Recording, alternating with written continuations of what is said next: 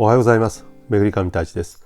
今日は美味しいじゃがいもとたっぷりの生クリームを使ってポムドテララクレームを紹介します。今回このガルニチュール、前回紹介したロニョンペシリアードに添えました。それでは一緒に作っていきましょう。今回じゃがいもは皮付きも使いますので、新じゃがを用意してよく洗ってから切り揃えていきます。この時小さすぎず一口で入るサイズに切り揃えていきます。あまり小さすぎるとクリームが煮詰まる前にピューレ状になってしまいます。ですのである程度大きさを揃えて大きめに切り揃えていきます。もちろん好みで大きくしてもいいですし、小さくしても構いません。じゃがいもは切り終わったらカードを使って鍋に移し替えます。そこに多めの水を入れてエプルシェしたニンニクを入れます。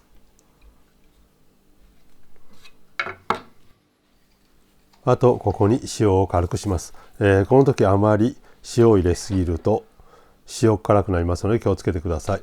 皮がついていますけども小さく切っている分塩が入りやすいです。そこに乾燥したローリを入れて火にかけていきます。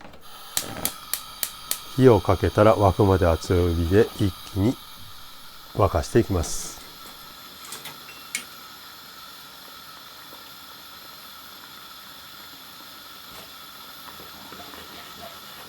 このように一度沸いたら1分弱ぐらいきっちりと沸かしきって表面だけきっちり火を入れていきます。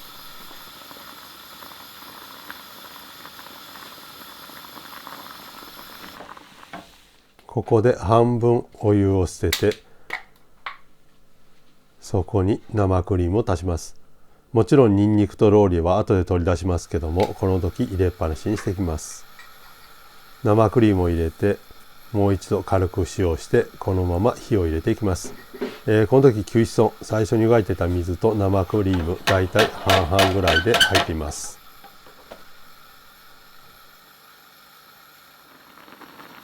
あとはこのまま強火で一気に火を入れていきます。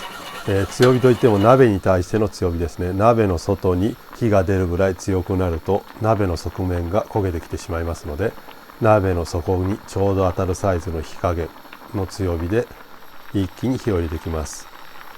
このままずっと煮詰めてじゃがいもに火が通ったところで最後クレームイジにクレームドゥーブですね、ちょっと酸味の効いた生クリームを入れて仕上げていきます。この時も火加減は弱火にすることなく一気に仕上げていきます。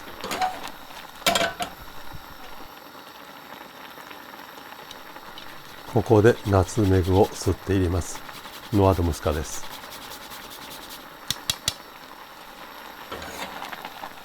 最後の方に煮詰まってくると焦げ付きやすくなるので、たまに動かして鍋の底が当たっていないか気にしながら仕上げていってください。ここで味見をして確認します。これでアシテゾネなど美味しければ完成になります。このままあと少しだけレデュイ煮詰めて完成になります。ここまで煮詰まったら完成になります。それでは盛り付けていきたいと思います。今回は小さい銅鍋に盛り付け直してテーブルの上でシェアするつもりでいます。今回生クリームだけですけども、あと好みでタイム、ローリエ、ロマランなども足してもいいですし、あとニンニク、仕上げでチーズなどを入れてもいいですけども、またちょっと料理が変わってきます。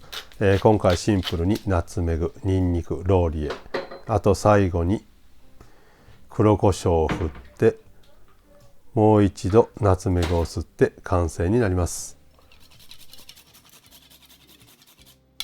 この料理非常にシンプルですけども、新じゃがを使って皮付きのままで食べるじゃがいもの味がいっぱい詰まった美味しい料理になります。